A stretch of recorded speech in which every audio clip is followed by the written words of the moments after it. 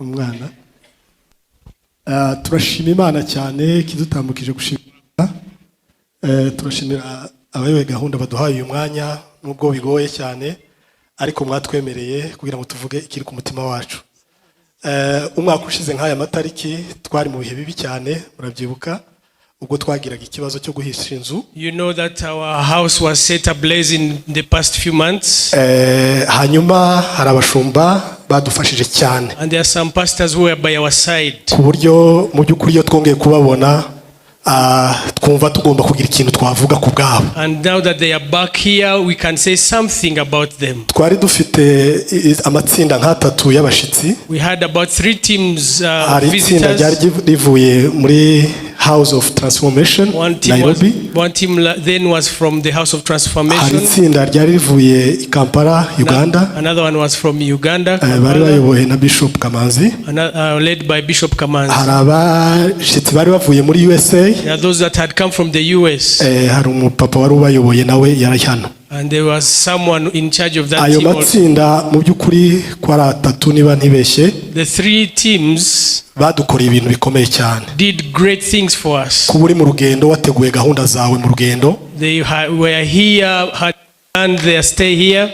Warangiza ugahura n'ikibazo gituma utanga amafaranga menshi cyane. And then they were required to pay extra cost money that they had planned for. Umuryango wacu. So we thank them as our family. Ntago barekeye aho ngaho. They didn't stop there. By'umwihariko ndashimira uyu mubyeyi. In a special way I want to thank this parent. Bishop TV uhagarariye House of Transformation. Bishop TV from House of Transformation. Abantu mwe yarankurikiranye akantu ku kandi. He followed up every step of reconstructing the house. N'uyu munsi mu by'ukuri yakoze ibintu bikomeye ku buzima bwanjye. Even today he did great things in my life. Ari kumwe n'abavandimwe turimo gutegura duhagaze muri parking. Yesterday I was with my brothers in the parking as we were organizing. I received a phone call. Nakira ubutumwa buvuye wiwe. And I received his message. Kandi kuva mu by'ukuri iki giterane tugitegura. And since this conference began, numva aho ngomba kugira ikintu nkora muri iki giterane. I felt I had to do something towards this conference. Nakoze ibishoboka byose kugira ngo ngire icyo nkora mu gushigikira. I did everything within my means to support this conference. Ariko nkumva mfite ideni n'ubundi. But I still feel indebted. Ejo ku mugoroba rero iryo deni numva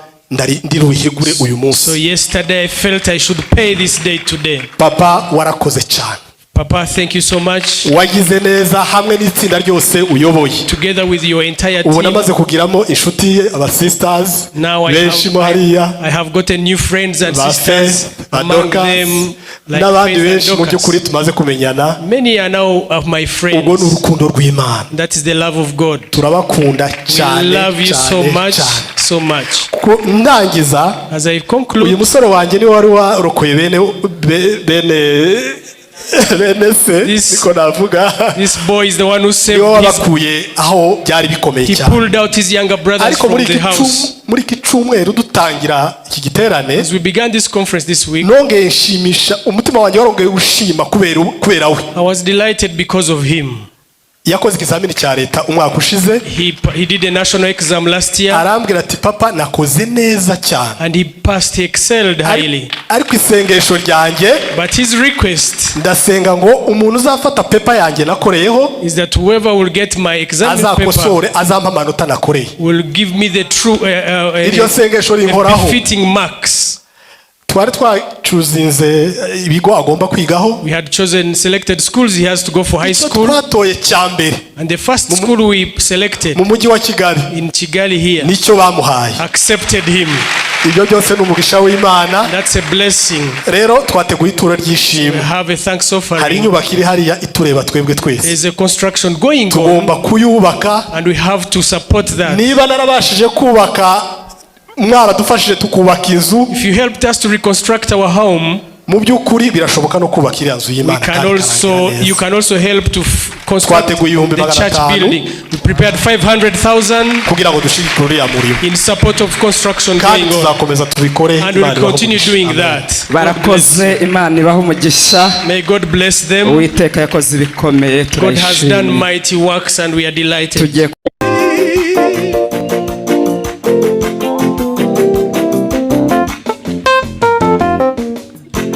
Ambia wanaolia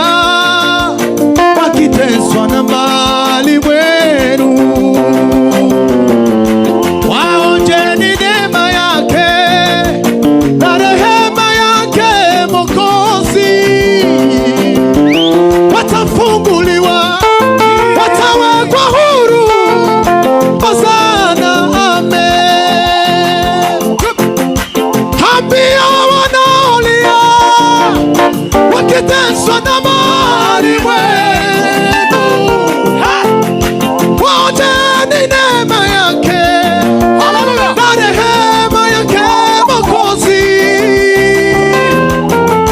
Watafunguliwa, watawekwa huru. Hosana, amen. Nina siri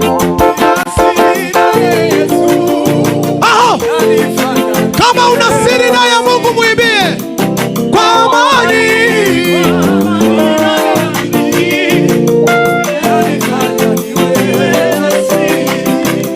Yaniburudisha mimi,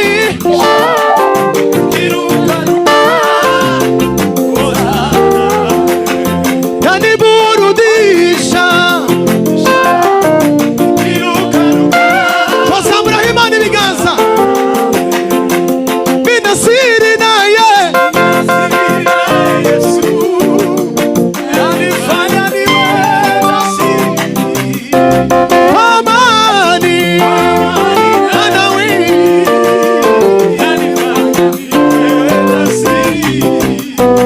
yaniburudisha nikirukaruka mimi. Hosana, mina siri naye Yesu, yanifanya mimi niwe jasiri kwa amani wewe, kwa amani yanifanya mimi niwe jasiri, yaniburudisha nikirukaruka, yaniburudisha nikirukaruka. Hosana, ambia wanaolia wakiteswa na mali wenu,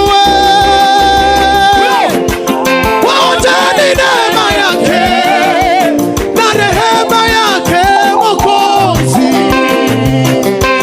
Watafunguliwa, watawekwa huru. Hosana, amen.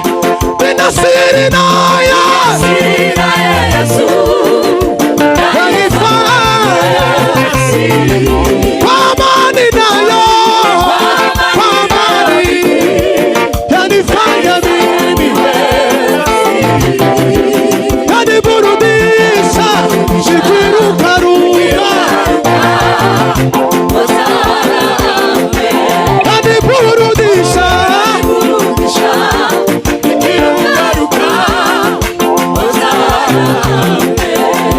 yaniburudisha wanawai nikirukaruka,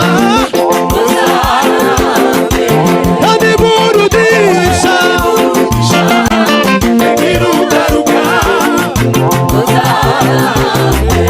yaniburudisha